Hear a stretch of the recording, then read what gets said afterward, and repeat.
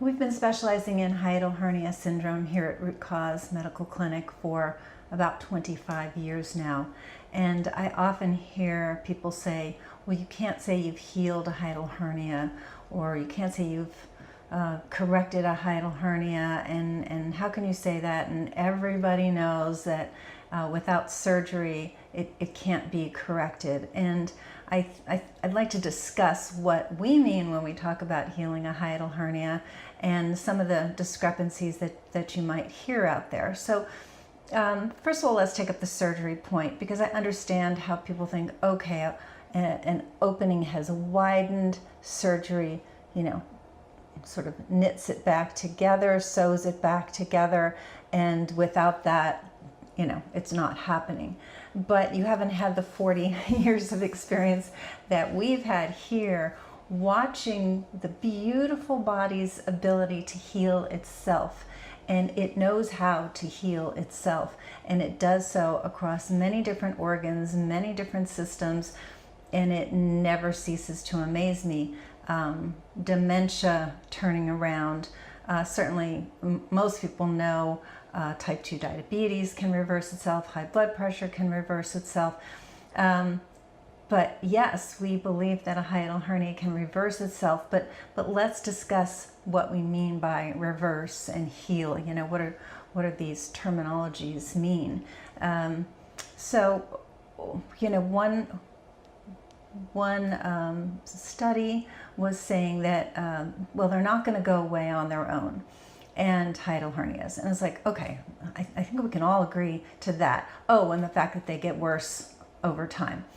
We're in agreement. Yes, they'll get worse over time, and they're not going to go away on their own, meaning you got to do something, But then back to surgery for a moment. The problem with surgery is that, yes, you come in there and you mechanically tighten that opening, but the problem is, why are the surgical results so poor? Why is recidivism, in other words, going backward and getting it again, why does that keep happening to people? Because the root cause of the problem, which is the increased intra-abdominal pressure that's pushing that stomach up on your diaphragm, and then there's no recourse but to stretch and widen that opening.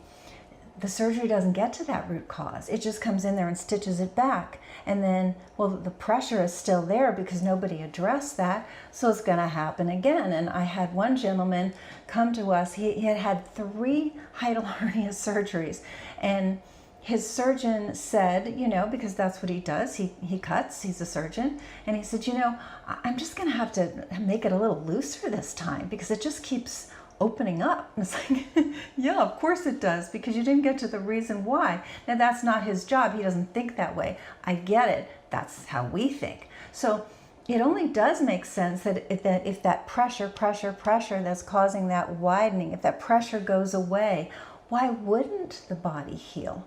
And also keep in mind that 95% of small hiatal hernias, and I believe it's small to medium, but 95% are sliding, meaning it comes up a little and it goes down. It comes up and it goes down. We're not talking about the large ones. We're not talking about half your stomach stuck above your diaphragm. That's surgery time, absolutely. I'm talking about the most common hiatal hernias, which are sliding, which means there's that motion up and down. And because of pressure that comes and goes and comes and goes, and it goes up and down. So if the pressure goes and the stomach can go, oh, thank you, and then the diaphragm can be reset and strengthened up, the diaphragm is an incredibly strong organ / muscle. It can heal. It absolutely can. So, we can say heal, we can say successfully managed, that your hiatal hernia has been successfully managed. Whatever the terminology you want to use, how do we come to this description? Well, the person who has acid reflux no longer has it. The person who has gas and bloating no longer has it. The person who has constipation no longer has it. The person who can eat very few foods because they feel like they get full right away and their meals are are tiny because, you know, their poor little stomach is so squished and pushed up that they just can't eat very much. All of a sudden they're going back to eating normal, healthy sized meals.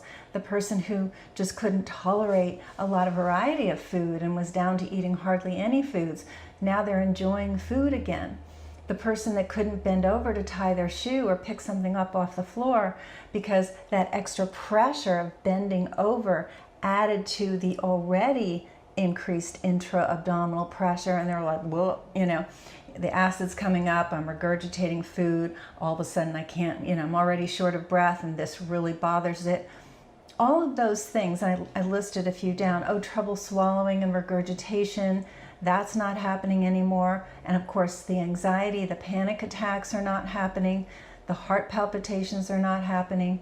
We mentioned shortness of breath. So those things are no longer happening for this person now that we've done our program to get to the root cause of why it all developed in the first place. So what would you want to call that? Do you want to call that successful management? Sure, that's fine. Instead of healing, we're not redoing endoscopies. I don't believe in asking people to do an invasive procedure just to see, you know, what it looks like, because it actually could be that you get somebody successfully managed, as we're now calling it. It could be 2-3 years before, you know, and we're talking about a very small opening for that to, you know, slowly heal together. It could be years, and repeat endoscopies. I just, you know, they're potentially dangerous procedures. You're under anesthesia. Not the best way to manage, but I think restoring somebody's life to them where all these symptoms are no longer a problem, that we can call successful management. Absolutely. Now, there are patients, you know, who then say, well, then can I just go back to doing everything I was doing before? You know, which is a legitimate question. The answer is no, meaning we've got you to this healthy lifestyle. We've got that increased pressure due to whatever we found in the digestive tract, including the liver and the pancreas and the gallbladder, other sources of inflammation. We've gotten that all under control, which not only has you more comfortable and able to digest food and not having the heart palpitations, the anxiety, and the shortness of breath, but the changes we've made have changed the trajectory of your health and your longevity to a beautiful degree. So no, you don't want to go backward and start eating junk food, eating a huge meal at night, immediately lying down. You know, you don't want to do these things because they're not good for anybody, and they're certainly not good for you. So what we want to do is have this breath of fresh air of, wow, my body healed, and I understand now, you know, kind of what it likes and what it doesn't like, and you listen to that. And it's not saying occasionally you can't, you know, overeat on Thanksgiving or something like that, or it's your birthday and you go, okay, fine, but hopefully you'll be smart enough to not lie down, you know, once you overeat, that you'll take a little stroll and you'll give it a few hours, just the basics of what you've learned. And that's what I love about our program. It's not just like doing to you, you know, that's that take a pill and swallow and something magic happens. It's not that mentality. It's like you also are learning about your machine. I call bodies machines, and you understand the care and feeding of your machine, and then you honor that and you go forward, you know, feeling great. And it's that feeling great, that new lease on life that you know, will hopefully keep you doing those good things. And then of course we're always here for our patients if they stumble. And they do sometimes, you know, they get a little cocky and say, I could go back to the way I was before. And then they find out that that doesn't last too long. But I really did want to address this. I'm going to look at my notes and see if there's anything. Nope, I covered it all.